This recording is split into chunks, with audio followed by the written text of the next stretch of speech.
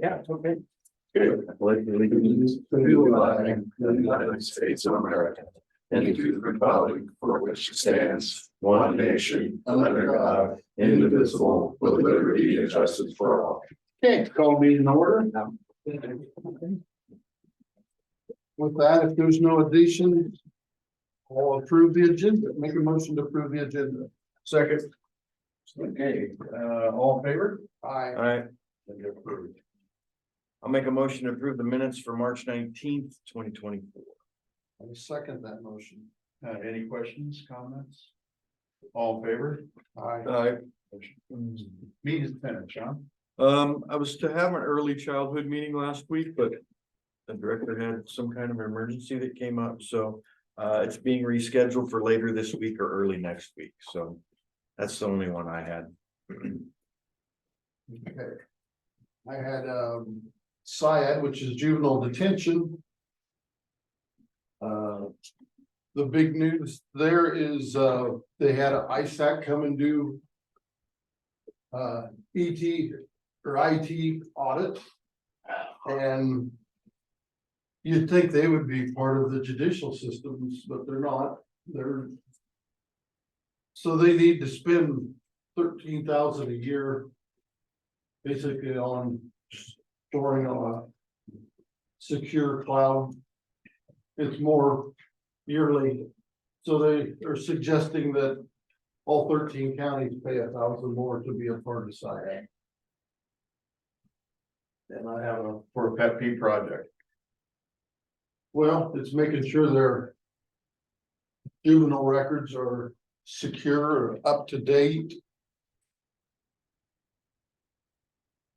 So I've got a Zoom meeting on the 6th of April and I'll vote whatever we all three decide on that. It's our options on that. Vote no and let the other 12 vote again. Don't pay it. Yeah, right. Doesn't sound, I mean, be honest, So basically going with what the group's going with. yeah. I mean, it's, we're, I hate to spend more money because we don't have it. Yeah. Not budgeted even. And we're not the only ones. Yeah. Anything else, Chris? That's it. I had a community action meeting down in Burlington last week. Basically daycare's getting ready to open up over at Mount Pleasant. Done. Everything's going good on that. We had several meetings with Waffle Development, trying to get some things ready out there. Met with Mike Norris, talking about the levy project in Muscatine, and also looking at some court discussion in the state, kind of asking questions about that. See there's advantage to it or not, so. That's it. Anybody got anything else? We did have a meeting, conservation meeting yesterday, but we'll get farther down in the agenda for that. Public input.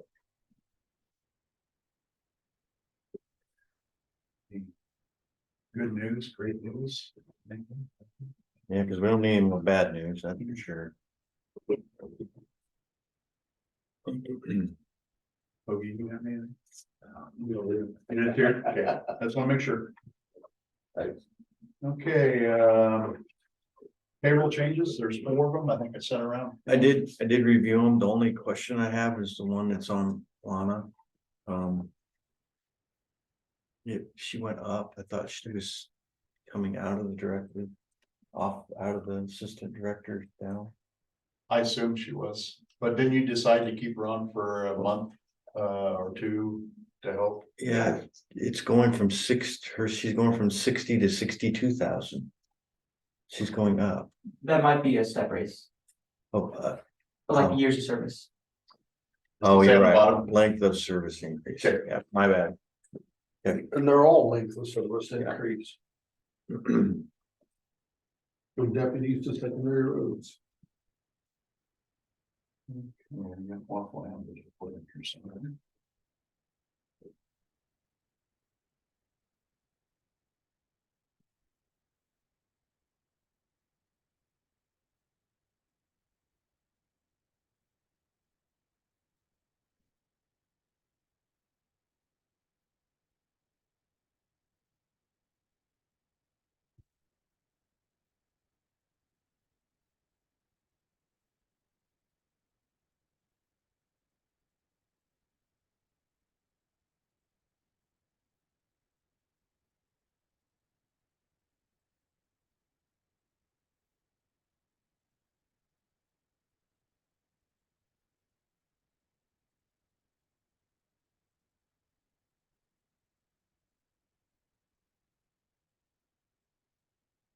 Well, they're looking over that. I handed out earlier, that, we had some discussion about 3 weeks ago over,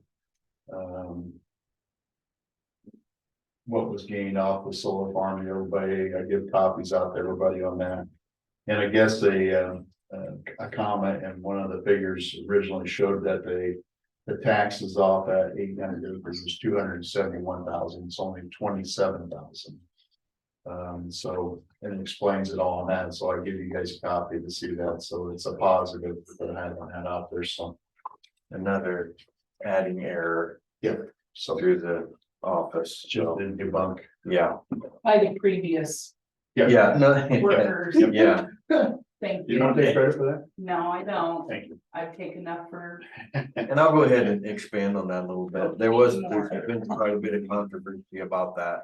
And, now that we got the information from the state, so we knew exactly what we were getting. Adam worked on that and, just so that the public knows. It looks like, we're gaining approximately $80,000 a year more than we would if we had agricultural taxes there. So, On taxes. yeah, Mhm. so, And the valuation was, if I remember right, was 89.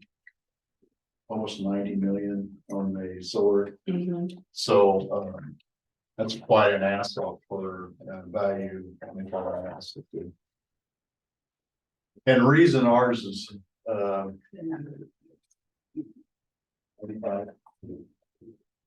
Yeah, 95, what is it? 933. Almost $96 million. Thank you. Thanks.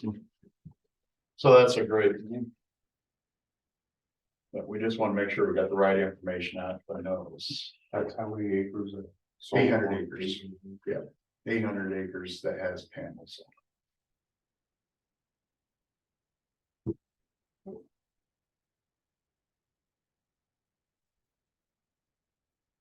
Okay.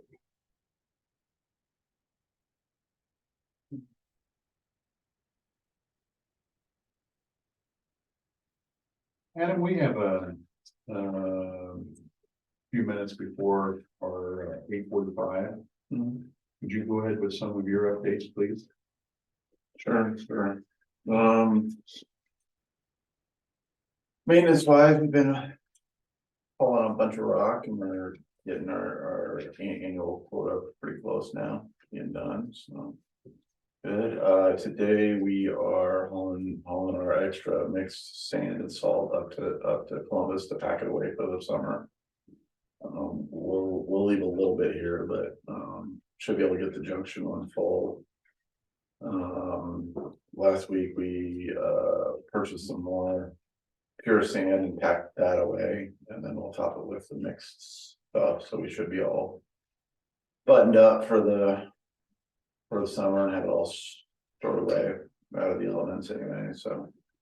And we ended up didn't purchase a lot. I think we only need about 400 tons or 400 to 500 tons to backfill it in, so we actually didn't use that much this year in spite of the bad a couple weeks of it anyway, so. Other than that, we are actually, after we get done with the rock hauling and sand hauling, we'll do some patching and bridge cleaning and things like that. other things going on in the county. The DOT is working on 92, and we have got them to agree to some dust control in a few spots, on gravel, so. We're, out there getting those spots plated up and rocked and get some. Dust control on them here next week, I think it's planned, so.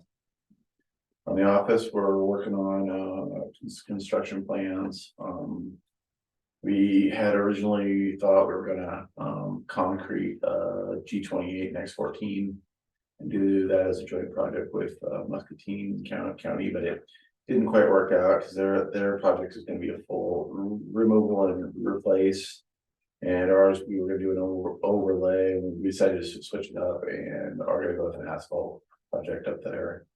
We can take that old, that concrete up there is only about 6 inches thick. Putting down 70s on top of just dirt, and the panels are huge, so. Anyway, what we're thinking with that is we're gonna come in and break up that broke up concrete, crack it, seed it. Break it into group box about that, and then overlay it with about 5 inches of asphalt. So that'll be that, and then we'll combine that with the Grandview projects, so. Make it's about a $2 million project. So we're working on plans and specifications for that one. So. Other than that, the guys went to the roadside spraying conference, or not roadside spraying, roadside management and weed commissioner conference, and learned some things about. Correct chemicals used and time of the year and methods and all those kind of things, so. Other than that, did reach out to the levy district project out there, and Josh Lay is supposed to be here, yeah, but. At 8:45 this morning, so. Other than that, I can't think of a lot else. I did talk to Hector with the DOT, and they're supposed to provide us some sort of a updated plan of what they would like to do on 61, probably mid-April or something like that is what they're saying, so. Anyway. That's all I have for now.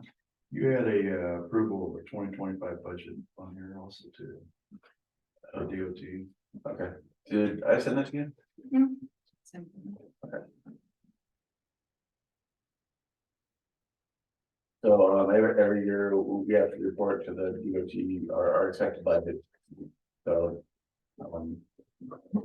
it's all entered into our computer system, and so you guys just have to sign, and then after that I'll hit send. And then I'll have to get you the 5-year plan probably next week or the following week, so. Actually, let's plan on that next week if it works out for you guys, so.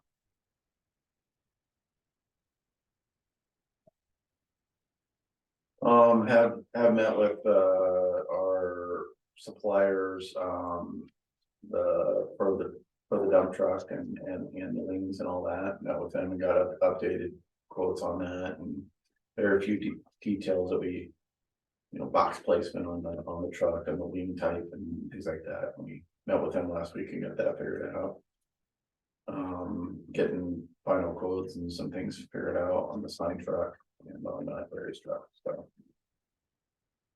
All that we should be in, which is 460, and we should be at 458. So we are. Hopefully, anyway.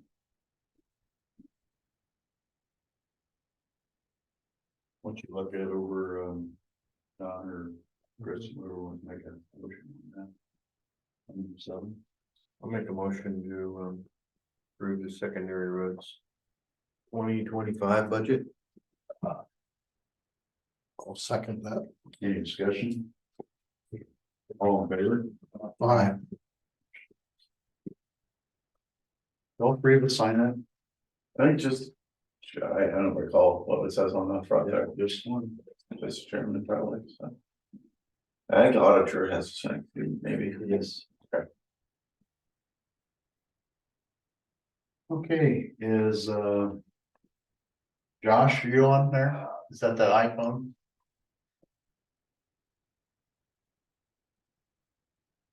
You do this one? Yeah.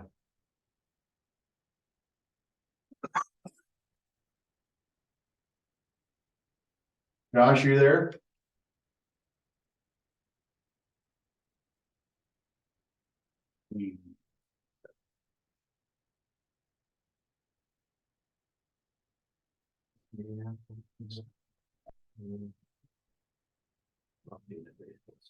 I'll give him a call here quick and see what. There's two iPhones on the ask the other one.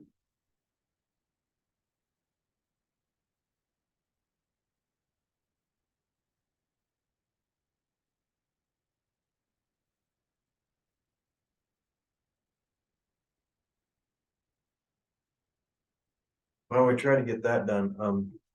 We had talked, it's not on the agenda, but we had talked about, EMS committee. Forming that and getting ideas on how we were gonna do all that. Mike Delzo brought it up to me that on April 29th, it's a Monday at 10 a.m. in Story County Admin Building in Nevada, Iowa, Nevada, Iowa, however you want to pronounce it.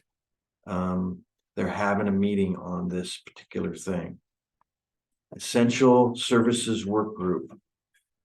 It's an informational work group designed for counties that are considering or implementing EMS services. This will be a discussion based on session designed to share information, success, cautionary tips, and ideas with one another. I think that's very important. I think so too.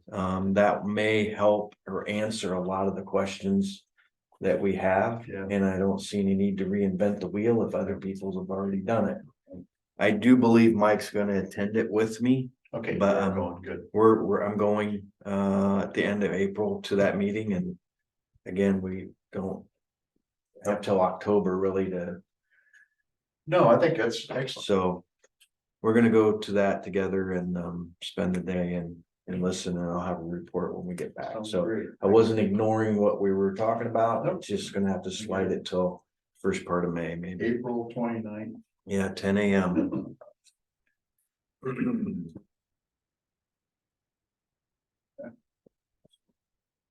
So, I called Josh and he didn't answer. I don't know if he's online or not, or is, Well, just trying to see who the two iPhones are. Neither one of them are responding to me. that's okay. Josh, can you hear us? So in general, he's with Klinger, and he's the engineer on the Mississippi Levy project. He's working for the drainage district directly. They had a pre-construction last week, pre-construction meeting last week, and forgot to invite us. I was made aware of this by the Muscatine County engineer, and so I called and got to figure it out. They're gonna get started on the levee project in April, I believe. So they're gonna be taking a bunch of sand out of the Deep Lakes area and putting it on the levee and working their way south. And then down at Moss's Corner there or whatever, they're gonna do raise the levee a little bit, and then at the clear at the south end where it ties in Mike Creek, there's gonna be that concrete overflow structure. From plans I see, it's still gonna be a little bit higher than what the levee is now, so it doesn't appear that we're gonna lose any protection there and all that.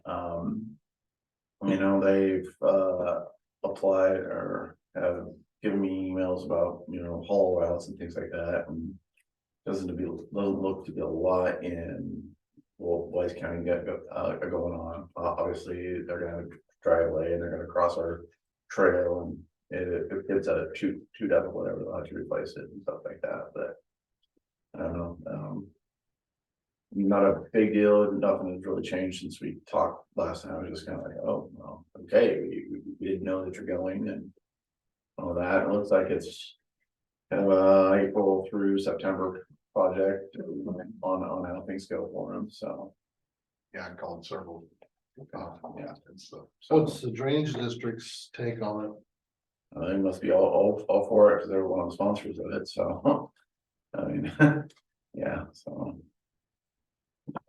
It does look like on the overflow, there's. You know, the entire levee's higher, you know, except for the exact end, and there's a really hardened structure, and then the water will come down. And then kind of a catch channel that directs it down to the pumping station. I mean, if and when that ever happens, I mean, we're gonna have a huge mess.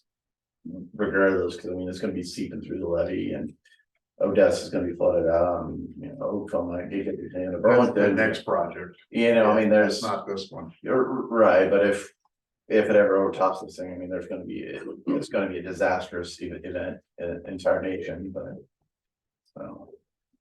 Still smells weird to me. It smells wrong, but. It would have been nice if they would have just, I might agree. came the rest. Yeah, all the rest way of down, that. I know, it just, It they didn't give did- me all the simulations they wanted, just.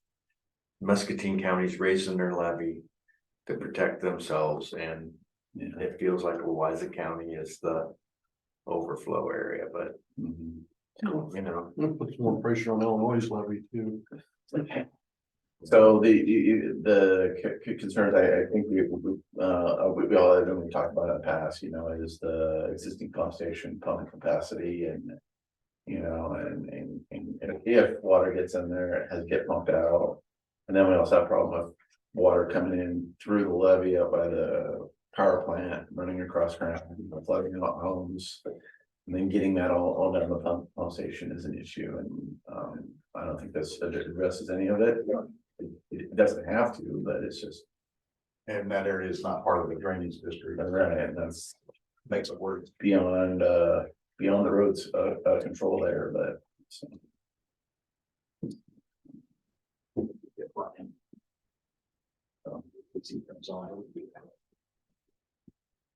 I just hope it never comes to the point that I told you so, but. Well, let's hope not on this one. I know. I mean, that'd be bigger flood than 93 out there. This case is. Does come in.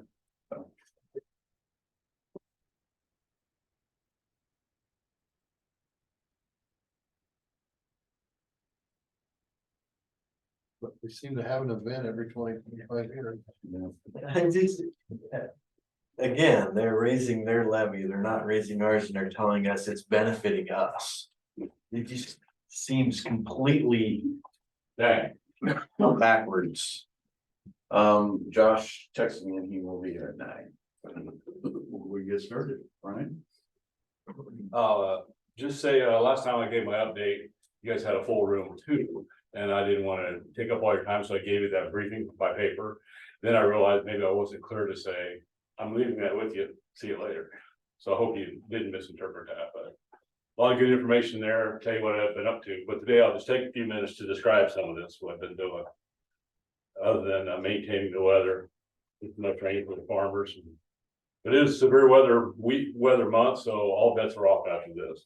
I can't control that. But for emergency management, we had a good response to the Railroad 102 training, where we had Canadian Pacific and Kansas City lines come down. There was a second training of a series of trainings. Good response from the Letts Fire Department, Fruitland, and the Columbus Junction had several, but just mainly the fire departments that are along the railroad tracks. Had a good training, good response. Canadian Pacific had brought down a simulator of a tank, so we get some familiarization with the valves and identification of some of those kind of things. And then they promised to come back as for the continue with the series. We're going to have a tabletop exercise. We were scheduled to have a full-blown locomotive and a train come down to Mid-America Energy spur, but they decided we'll do a tabletop exercise to test some of our response capabilities, and that'll be very involved. It'll be a good training coming up. Also, for emergency management, the 4-inch trash pumps we moved to Scott County. And if you remember, those are just 2 great big water pumps that we've been storing forever. So Iowa Homeland Security stages equipment up throughout the state, and they was called upon it. Well, we'll probably never use a 4-inch trash pump, 4-inch line. And every time we ever used it, it always went to Scott County. So we just moved into Scott County. And the reason for that was Because we had to service those a couple years ago, cost us like $600. And we had to pay that cost just because we house them. So I just got rid of that cost, didn't want to mess with them. We can always go get them, they're always at our disposal, but let somebody else to maintain the equipment. And then also continuing to work with Southeast Iowa Regional Planning on the hazard mitigation plan. That really isn't due until it's a 2020 plan. It's due called the 2025 plan we're working on, but it isn't really due to February 26th. And the reason we get on that should involve a lot of community engagement where we really go with the communities and get their input on this report and improvements. And then it just takes forever to get the grant and get it approved. So it's a big, long process. We're hoping for get that done on time. On March 19th and 20th, had a 2-day meeting, District 5 Emergency Management. Just went over lots of details and changes going on in emergency management. Have a COAD meeting tomorrow, and COAD is a community organization that is activated during a disaster. So locally we have one. The word COAD is actually, the abbreviation COAD is trademarked. We can't call it anymore. I won't ever say it again. So locally we have the Louisa Muscatine Disaster Coalition. And so we've been developing that. Cindy's a member of that. Have a couple local pastors involved with that. And then the biggest population of that coalition is from Muscatine County. But during disaster, we're identifying resources and partners to recover after disaster. So that's good training coming up. And then similarly, it's when would that be? It's then Thursday of this week. We have what's called Martin training. That group partnering up with the Red Cross, and we're meeting in Muscatine for an all-day training event. And MARC stands for Multi-Agency Resource Center. So after a disaster, when the shit hits the fan and people are coming out after a major tornado event or major disaster, they need social services and those kind of things. So we'll have one place, one location where all these people can come, and then all these support agencies will be there, and we can meet the need at one location. It's good training, it's all day, and we're going to continue to grow with that. And then further on down the calendar, and on April 9th, have a flood fighting exercise in Iowa City. And I've invited all the levy partners we have, all the levy trustees, Plymouth Junction Public Works, anybody that's been involved with flood fighting or has jurisdictions along with it. I've invited them to that training. Most people probably won't go, but that's available. I'll be going to that. What day is that? It is April 9th, and I was. Then lastly, on April 18th, we have the Emergency Management Commission meeting, and I always tag that twice a year. I tag that with the LAPC meeting, the local emergency planning committee meeting. It has me twice a year, so that'll be a tag on that meeting.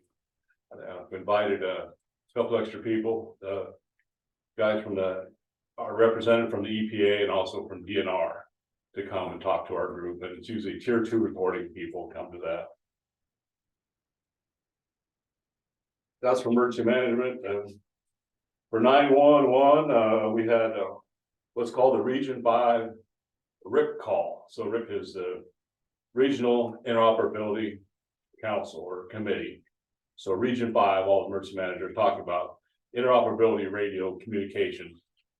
And for us, you might identify with that big tower out of the complex, right? So the digital satellites, antennas. And so regionally, we're grouping together to see how we're doing, how we're doing it, how much does it cost, does it work, the good and the bad about all that, because there's been a push to get all the counties on board with interoperability communications. And I can point to several examples that I won't today, but where we've had partners come from out of county, come in to help us, and we couldn't talk to each other very easily. It can be done, but it's a extra burden on our dispatch center to make that communication happen when there's modern technology to make just a push to talk. So that's why we meet as a group. And from that meeting we had on the March 21st, the chairman of the RIC, regional person, and the SWIC, the statewide interoperability coordinator, have offered to come to Louisa County, and they are going to meet out at the sheriff's office to talk about that big antenna in the backyard, how we can utilize that with the equipment that we have. And we do have a ability to patch into that right there from dispatch, but we have one single piece of equipment that allows that to connect. And then everything else is a patch network to VHL. So they're gonna come, and the neat thing about this, the regional guy, the chairman, he's from Van Buren County. And he's our emergency management coordinator, he's also our IT guy. He has a good understanding of how to pull that together. They've made a big investment, which wasn't the best for them, but he has good experience in that, the good and the bad. And so he's gonna help us with that, and then the state person's gonna come too and talk to us about that. There's a lot more about that funding, the new bills passed, how the state wants to take money from the 911 fund and to support the school initiative for school communications and some other things, but that's gonna come directly out of the surcharge fund. So we'll be talking about that at our next 911 board meeting on the 16th. And I think we'll have a good plan. We're gonna be able to, without investing a lot of money, or just using the equipment we have. It's a matter of just signing some MOUs, some agreements to get into this ISIX network, create our own talk groups.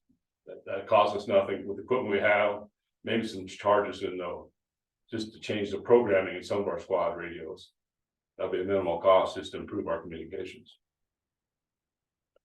So and then the last, I guess, is just had a variety of various new addresses and signs and some new parcels, and put up a bunch of new signs because tis the season.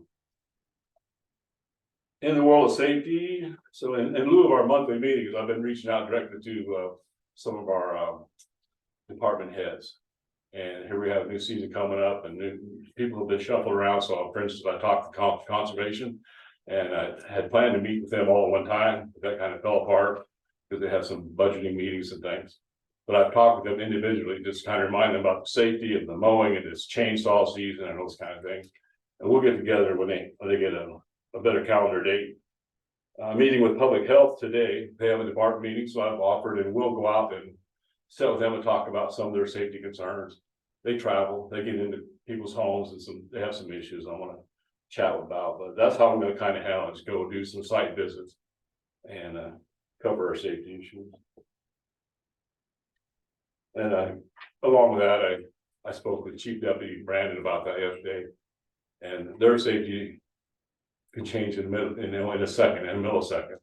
They can be thinking about safety and it could all go to hell in a handbasket. So the unexpected, but at least reminding him to talk to the staff about that.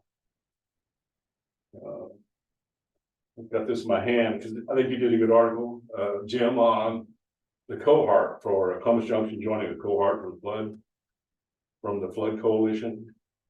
There's a push and initiative. There was a group that got a grant, and we thought it was to help us write grants for flood resilience and those kind of things. They came down, they were given direction to and pinned Columbus Junction.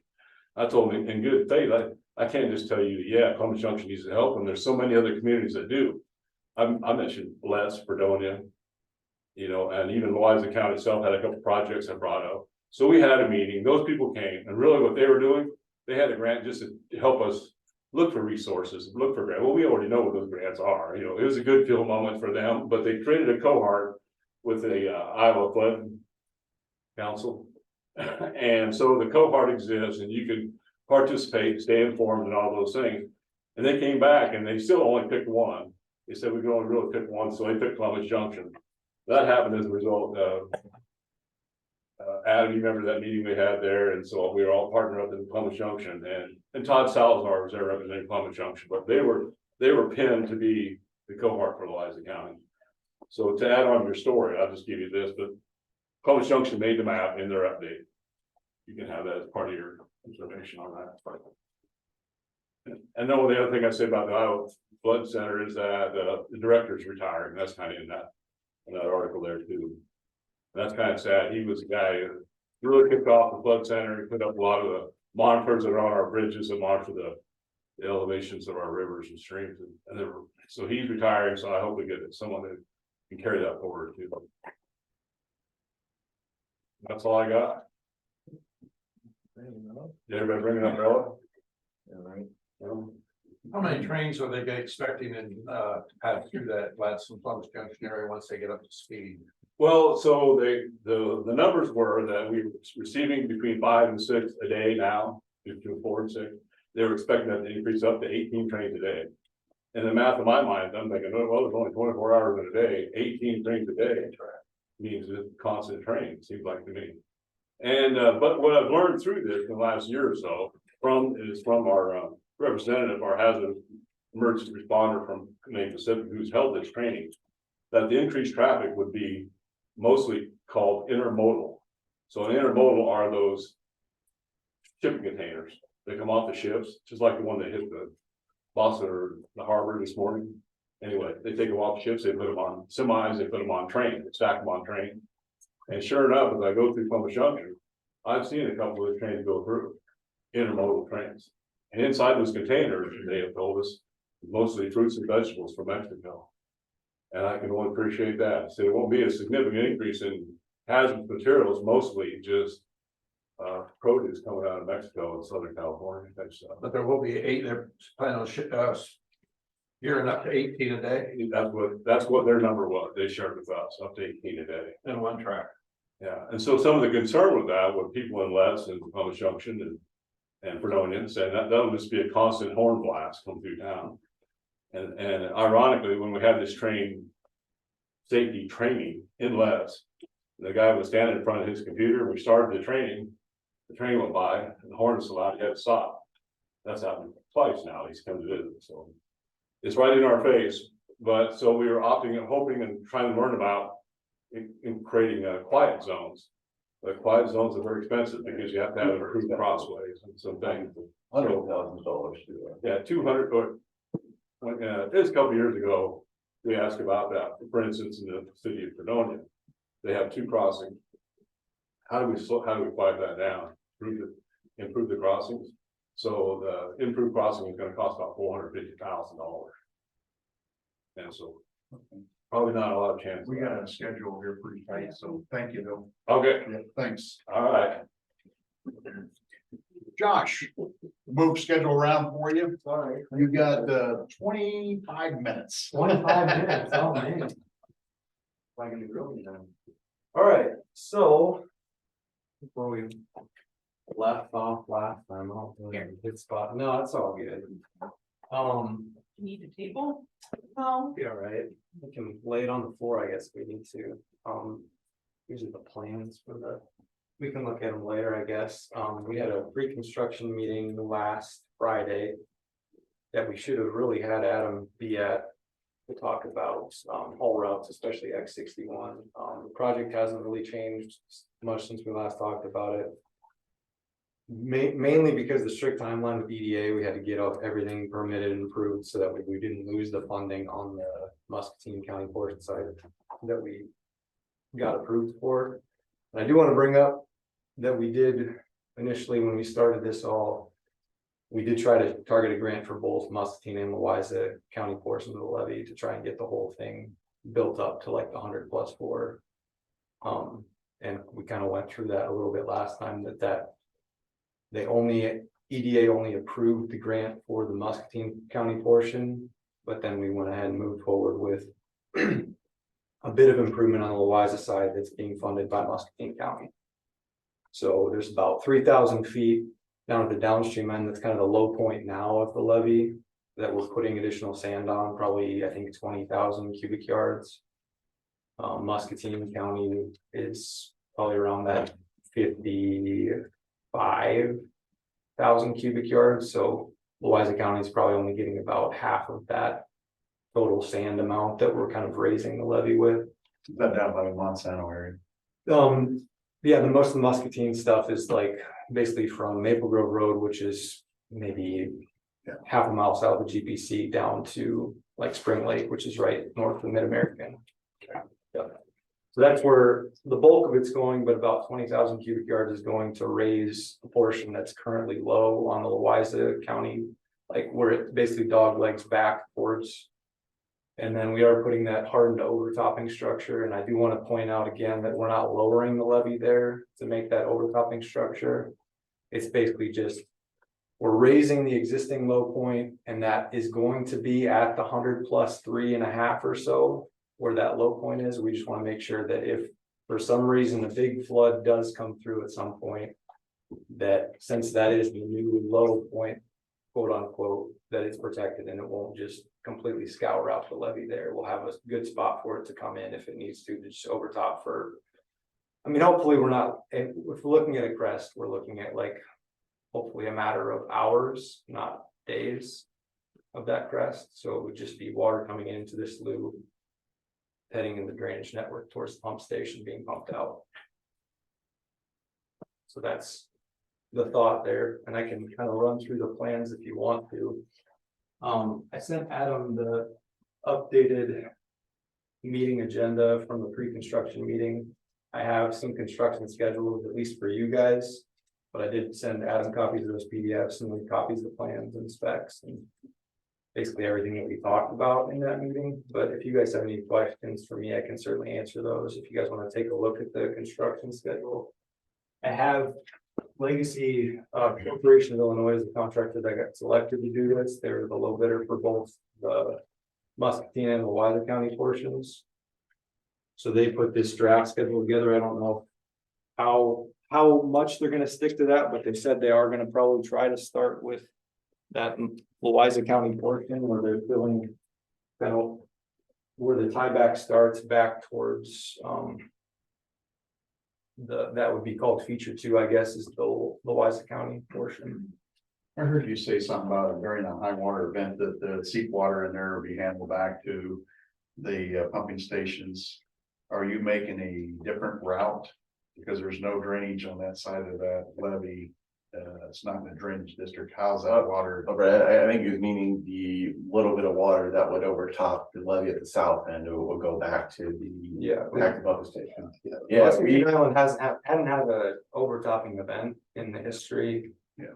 But we're just, I mean, I don't know. You don't just want to cross your fingers and hope it doesn't happen. I guess we're just talking in the event that there is a flood event that would actually get to the point where it could get close to overtopping.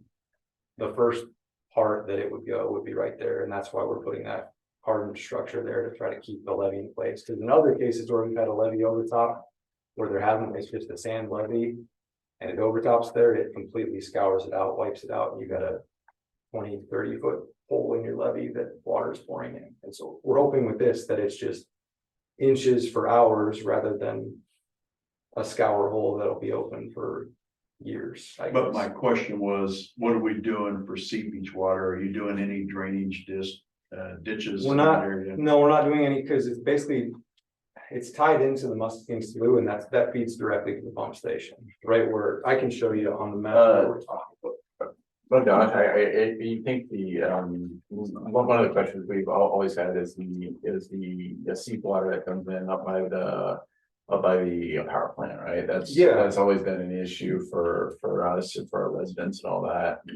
I believe when we talked about this, improving and blessing it and all that, we did mention that something needed to be done there. And just wondering if there's been any improvements or discussion of it, or there isn't with this project. I know that that's still an issue. You're talking south of the power plant or talking? Yeah. South of the power plant there along 162nd Avenue and all that.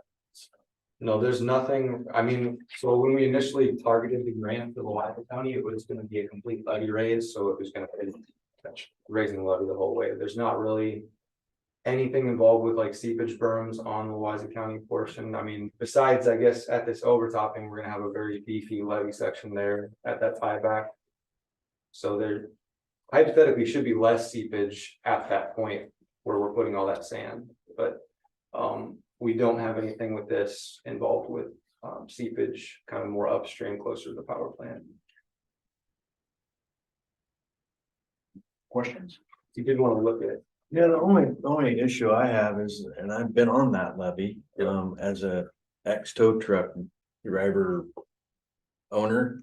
We've had squad cars up on there that have chased people, and that levee saying there's no grass, there's no vegetation, and that levee is soft. Yeah. I mean, you walk in it and you sink down a couple of inches. It's so soft. So that's the concern that I have is, maybe if we had more vegetation, that levee would be a little firmer than it is. The problem there, I guess.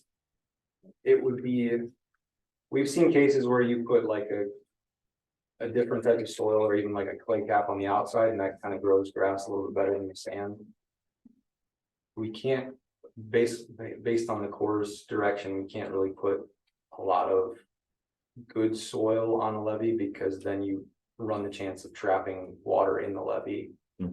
And then that water can't get out. So the sand, the reason the sand really, especially on the backside of the levee, is there so that way the levee can drain.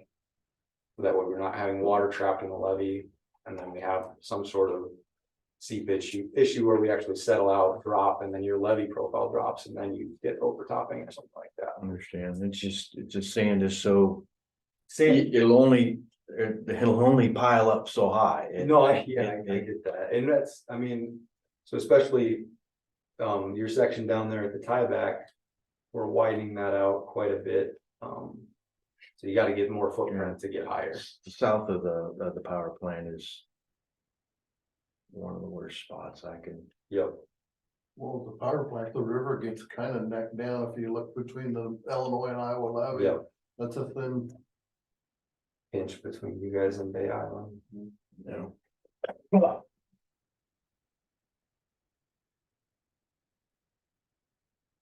Is there any chance of writing a grant to raise ours someday? I mean, I think so. I don't know. I'm not really a grant specialist. I don't wanna, I understand. Well, isn't the reason this one didn't get covered in Wise County? We come out of the Kansas City office where Muscatine. yeah, I comes think out that of was what Chicago Brian said, yeah. office. I wasn't really It's two involved different with territories that kind of come. chasing the grants, but I do know that whoever was said, yeah, there was two different offices. Kansas City's our district, Muscatine's Chicago. Yep. Well, that's all that needs to be said, huh? Yep. I don't have any more. No, I don't. It's Chris?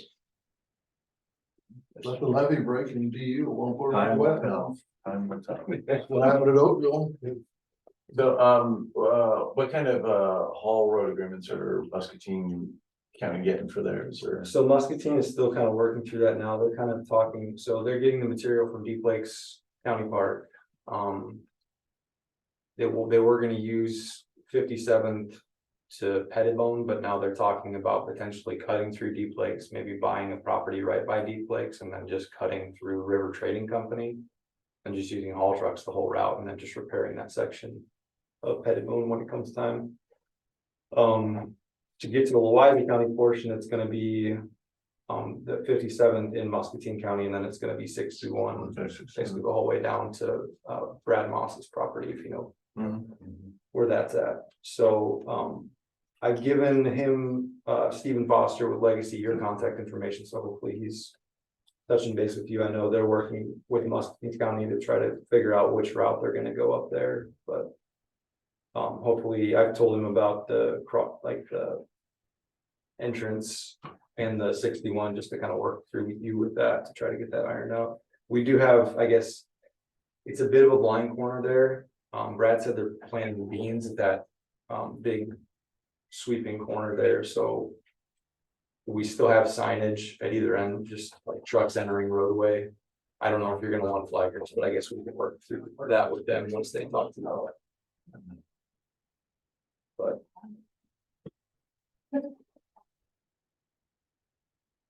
all was pretty well done this year then.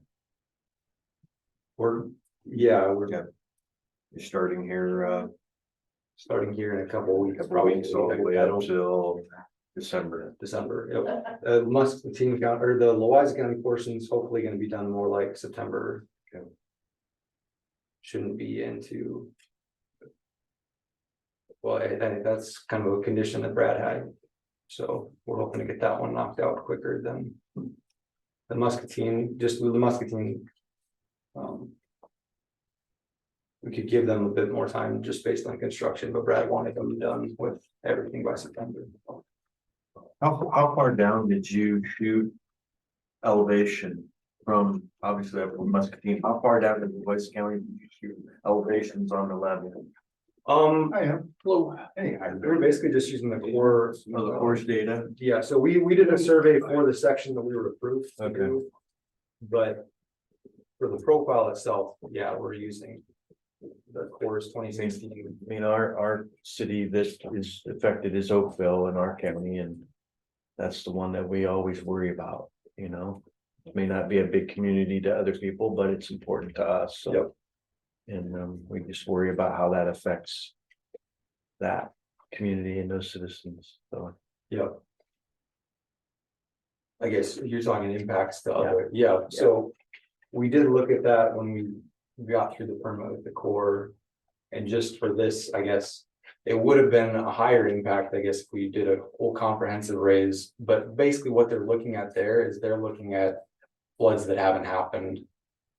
And potentially might not happen, so you have to run those through a hydraulic model with the levee in the condition that we propose it to be, and then see how that impacts. So with this raise itself, and then running a flood that would be up to the essentially the height of this levee, we were having maybe in the below 1/10 of a foot difference for that flood that's never happened, I guess we'll say. I think it was like maybe a 2,000-year flood. Until 93, that flood Down didn't at happen Oakville. either, So the thing with that is, in a lot of those cases, a lot of these other levees, I mean, we don't model flood Yeah. fighting. But if they were at the level they're at, they would have already been under by the point that Yeah. this flood would have happened, if that makes sense. Yeah.